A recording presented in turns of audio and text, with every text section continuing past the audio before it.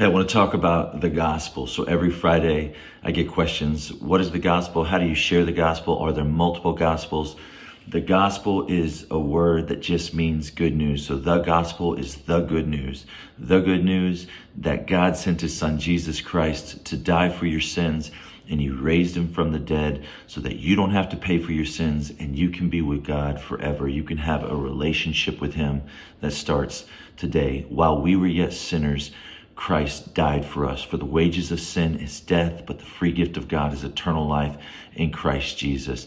Ephesians 2:8-9, for it is by grace you have been saved through faith, and this is not of yourself, it's the gift of God, not by works, so that no one can boast. Romans 10:9, if you confess with your mouth that Jesus Christ is Lord and believe in your heart that God raised him from the dead, then you will be saved. And you can know. 1 John 5:13 says, I write these things to you who believe in the name of the Son of God, so that you may know that you have eternal life.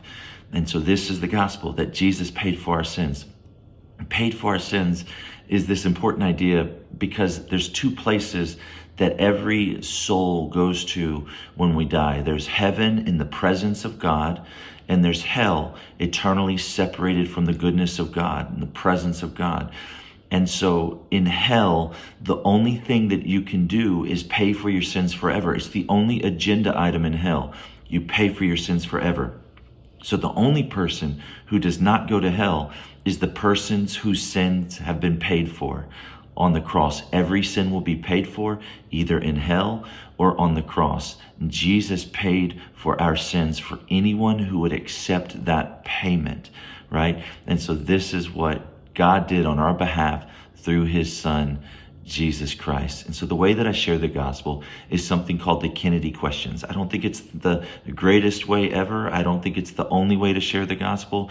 It's just an effective way in my context where everybody, it's the Bible Belt. Everybody thinks they're Christian because they grew up in church or they were born a Christian, or they read the Bible, or their family's Christians, and nobody's born a Christian. Everybody's born from their mama, and then if you are a Christian, you're born again at some point in your life when you trust upon the death and the resurrection of Jesus Christ for the forgiveness of your sins. And an infant cannot trust in the gospel. So at some point in your life, you have believed upon the death and the resurrection of Jesus for the forgiveness of your sins. And at that point, you are justified, declared righteous. You are adopted as God's son or daughter.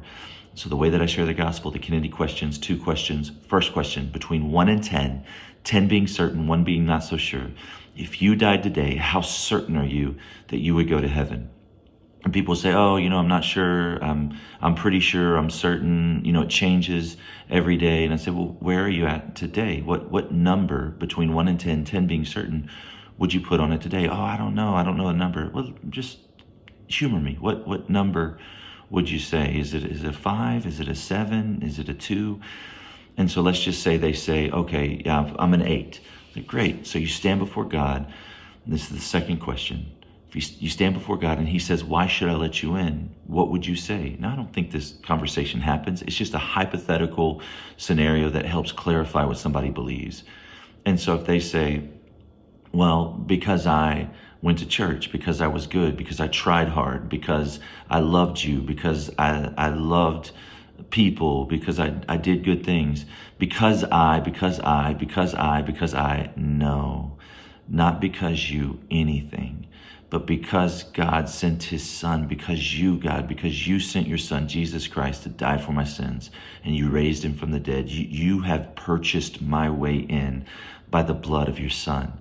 His blood covers my sin. His blood cleans me. His blood erases my sin and allows me to stand before a holy God. And so any answer that doesn't include Jesus is not a biblically informed answer. It's not a correct answer.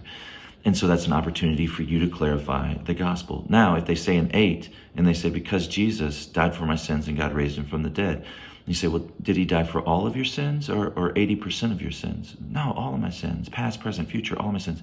Well, then why would you say an 8? Because 1 John 5:13 says, I write these things to you who believe in the name of the Son of God, so that you may know that you have eternal life. It says you can know. And so why be an 8? Wouldn't you want to know? And you can help close that gap help them gain assurance of their salvation or confidence in their salvation, not by their own works, but because of what God did. Ephesians 2 and 9. For it is by grace you have been saved through faith. Grace alone, through faith alone. And for it is by grace you've been saved through faith. This is not of yourself. It's a gift of God, not by works, so that no one can boast. It's like if I give you tickets to the Cowboys game, 50-yard line, great tickets, front and center, and you go over there to AT&T Stadium, and they stop you, and you hand them the tickets, they stop you, and they say, whoa, whoa, whoa, whoa, why should we let you in? You can say, because I have tickets. And if they say, well, did you pay for those tickets? You can say, no, they were a gift. And in the same way, you standing before an almighty, holy God is not something that you could ever deserve. It's not based on your own works or your own merit. It's what he's done on your behalf through his son, Jesus Christ. And so a right response to that is gratitude.